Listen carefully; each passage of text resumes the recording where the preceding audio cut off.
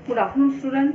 कल हमने वर्ण वर्णमाला है ना और जो व्यंजन है उसके बारे में देखा था। वर्णमाला स्वर व्यंजन, व्यंजनों के जो अलग अलग प्रकार बताए गए थे, स्वर के प्रकार ह्रस्व दीर्घ प्लुत है ना, और उसके बाद में व्यंजनों के स्पर्श ऊष्म संयुक्त द्वित्व इस प्रकार के जो व्यंजन है वो हमने देखा था। अब आज हम जो है पार्ट 3 शब्द विचार, ठीक है, शब्दों पर विचार किस प्रकार किया जाता है और हम इस पर क्या करेंगे ये दिया गया है, ठीक है। तो सबसे पहले आपको जैसी परिभाषा दी गई है, देखिए शब्द का अर्थ और परिभाषा।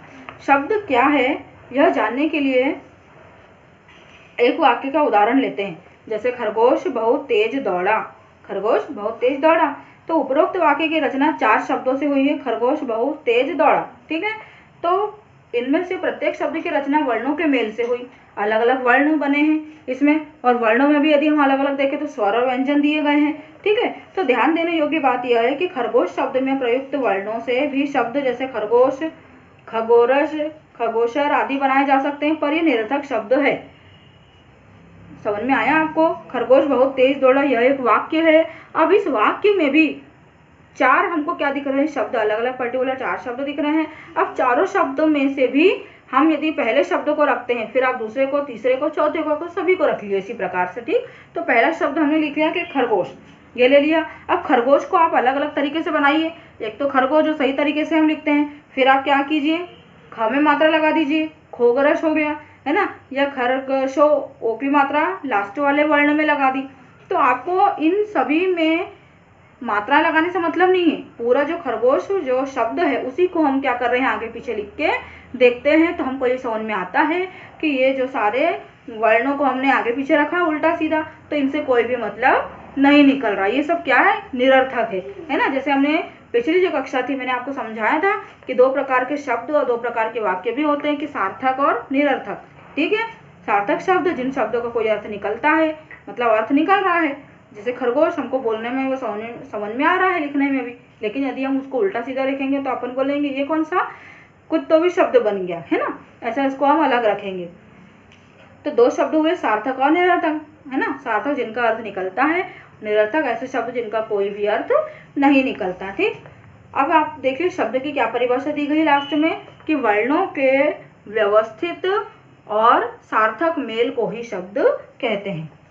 वर्णों का व्यवस्थित रूप, आप ऐसा भी लिख सकते हैं कि वर्णों का व्यवस्थित रूप ही शब्द कहलाता है। व्यवस्थित मतलब अच्छे तरीके से उसको जमाएंगे, जो हमको क्या लग रहा है, पढ़ने में अच्छा लगता है, उसी को हम शब्द कहेंगे। अब देखिए शब्दों का वर्गीकरण।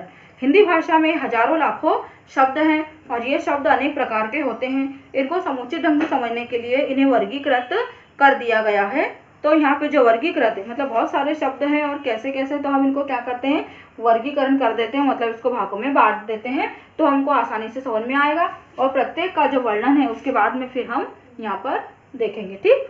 तो सबसे पहले शब्दों का वर्गीकरण जो उत्पत्ति के आधार पर बताया गया है, रचना या बनावट के आधार पर बताया गया है, प्रयोग के आधार पर, और लास्ट में आता है अर्थ के आधार पर, ठीक है। तो सबसे पहले जो हम है वो उत्पत्ति के आधार पर शब्दों को समझेंगे, है ना, कि उत्पत्ति के आधार पर शब्द कितने प्रकार के होते हैं। उसके बाद में जो 3 हैं हम अगली क्लासेस में है इसको हम देखते जाएंगे, ठीक। तो सबसे पहले हम देखते हैं उत्पत्ति के आधार पर। अब आप देख सकते हैं कि जो उत्पत्ति हुई शब्दों की वो किस प्रकार से हुई। जैसे हमने यहाँ पर बोला कि हिंदी भाषा में हजारों लाखों शब्द हैं, तो अब ये ही हजारों लाखों शब्द कहाँ से आए, ठीक। तो ये इसकी उत्पत्ति कहाँ से हुई हम इसको देखते हैं। तो जो कितने प्रकार बताए गए हैं यहाँ पर, 4, ठीक है। उत्पत्ति के आधार पर 4 देखिए आप। पहला है तत्सम, तद्भव, देशज, और है लास्ट में विदेशी, ठीक। तत्सम, तद्भव, देशज और विदेशी सबसे पहला उत्पत्ति के आधार पर पहला है, और इसमें भी हम क्या करते हैं, अलग अलग इसको जो है भागों में बांटा गया है। तो तत्सम शब्द आपको समझाने की जरूरत नहीं है, ऐसे शब्द जो क्या है संस्कृत भाषा के शब्द है, और संस्कृत भाषा से किस में आए हैं, हिंदी भाषा में आ गए, लेकिन कैसे, बिल्कुल वैसे ही जैसे संस्कृत भाषा में वे थे, ठीक। तो संस्कृत के शब्द तत्सम शब्द कहलाते हैं। आया आपको समझ में? इसकी परिभाषा देखिए, जो शब्द संस्कृत भाषा के समान ही हिंदी में भी प्रयोग में आते हैं उन्हें तत्सम शब्द कहते हैं। जैसे निद्रा, दुर्बल, श्रृंगार, मस्तक, ग्रह, सूर्य, चंद्र, ग्रह आदि। ठीक है। जैसे एक और शब्द विवाह को हिंदी में हम बोलते हैं, लेकिन इसका संस्कृत शब्द जो हो जाएगा ब्याह, है ना, ऐसा होता है। अब सेकंड नंबर पे आता है कि तद्भव। तद्भव शब्द कौन से होंगे? तद्भव शब्द भी हिंदी के ही होंगे, है ना, संस्कृत के ही होंगे, लेकिन हिंदी में क्या कर दिया हमने उसको, उसका जो स्वरूप है उसको थोड़ा बहुत परिवर्तित कर दिया है। तो ऐसे शब्द जो क्या है संस्कृत भाषा के ही है, लेकिन हिंदी में आते आते जो हो गए उनका रूप बदल गया है।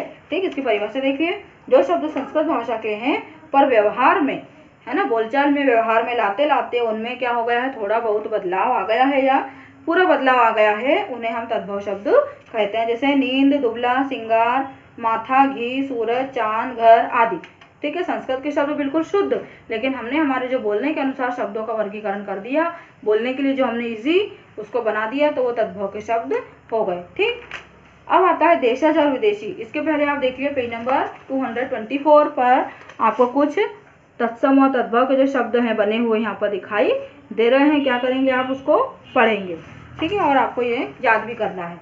अब देशज शब्द देखिए, वे शब्द जो लोक भाषा और आम जनजीवन में प्रयोग किए जाते हैं और हिंदी व्यवहार में लाए जाते हैं, उन्हें देशज शब्द कहते हैं। जैसे उदाहरण झोला, है ना, ये पों, ठक ठक, लोटा, रोटी, खिचड़ी, झुग्गी आदि, ये आपको सारे शब्द कुल मिला के देशज, जैसे हमको नाम से समझ में आ रहा है, देश प्लस ज। ठीक, तो ऐसा शब्द, देश मतलब हमारा देश, है ना, और ज मतलब शब्दों का जन्म होना या शब्दों का जन्म लेना। तो हमारे देश में सभी को पता है कि अलग अलग धर्म, संस्कृति, रीति रिवाज, है ना, और बहुत सारे प्रांत, सबके अलग अलग लोग रहते हैं, अलग अलग जाति धर्म को मानने वाले हैं। तो सभी जाति धर्म को जो मानने वाले लोग हैं, तो अपनी अपनी जातियों के अनुसार उनके जो शब्द होते हैं वो भी अलग अलग प्रयोग किए जाते हैं। कभी कभी कोई जो शब्द बोलता है ना कि तुम्हारे यहाँ इसको ऐसा बोलते हैं, हमारे यहाँ तो ऐसा बोला जाता है। ठीक है, तो बहुत सारे धर्म, त्योहार, सभी में क्या हो जाता है, थोड़ा बहुत जो फर्क है वो आ जाता है, लेकिन सभी के बावजूद भी है तो हमारे देश का और एक ही है। तो ऐसे शब्द जो क्या है हमारे देश की अलग अलग भाषा और बोलियों से आए हैं, सभी दूर से आए हैं और हमारे हिंदी भाषा में क्या हो गए हैं, घुल मिल गए हैं, तो उन्हें हम देशज शब्द कहते हैं। ठीक, अब विदेशज शब्द, तो विदेशज शब्द ये भी आपको मालूम है, विदेशज से पूरा ही समझ में आ रहा है कि विदेशी। ठीक है, पूरा समझ में आता है विदेशी मतलब जो क्या है, विदेशों से आए हैं। हमारे देश से बहुत सारे, है ना, जैसे अरबी, अरब कंट्री, फारस, पुर्तगाल, है ना, ब्रिटेन, बहुत सारी जगह के जो हमारे देश में क्या हुए लोग, बिजनेस के, व्यापार के जरिए भी आए, व्यापार करने के लिए भी आए। कुछ लोगों को यहाँ की जो वातावरण है, यहाँ का मौसम बहुत अच्छा लगा, तो कुछ लोग यहीं पर बहुत सालों पहले क्या हो गए, बस गए, यहीं आकर रहने लगे, अपना व्यवहार और व्यापार दोनों ही बढ़ाने लगे। तो इन सब के कारण क्या हुआ, उनकी जो भाषाएं हैं उनका भी क्या हो गया, आना जाना, घुलना मिलना हमारे देश में हुआ। तो वो ही उनकी भाषाओं के जो शब्द क्या हुए, हमारी हिंदी में घुल मिल गए, विदेशी शब्द, विदेशी भाषाओं के शब्द। तो ऐसे शब्दों को विदेशी शब्द कहा गया। ठीक है, जैसे आप देखिए यहाँ पे विदेशी शब्द जुर्माना, बादफ, लाइलाज, बेशर्म, औरत, मस्जिद, जहर, नमक, टेलीफोन, और बहुत सारे जो शब्द यहाँ पर आपको दिए गए हैं और हमारे देश की भाषा में ऐसे घुल मिल गए हैं कि हमको ये लगता ही नहीं है कि ये क्या है, विदेशी भाषाओं के शब्द है ना।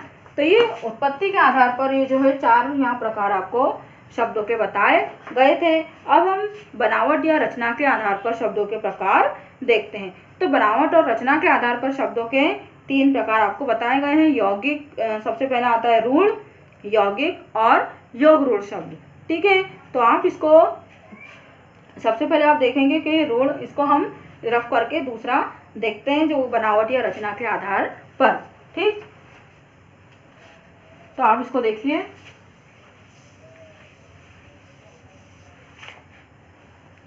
जिसने यहाँ पर लिखा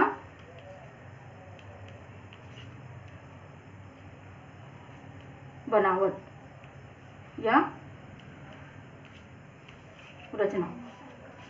ठीक है, बनावट या रचना के आधार पर हम देखते हैं रूढ़ शब्द, फिर आता है यौगिक शब्द, ठीक है। अंत में आता है योग रूढ़, ठीक है। सबसे पहले हम रूढ़ शब्दों को देखते हैं। तो रूढ़ शब्द क्या होते हैं?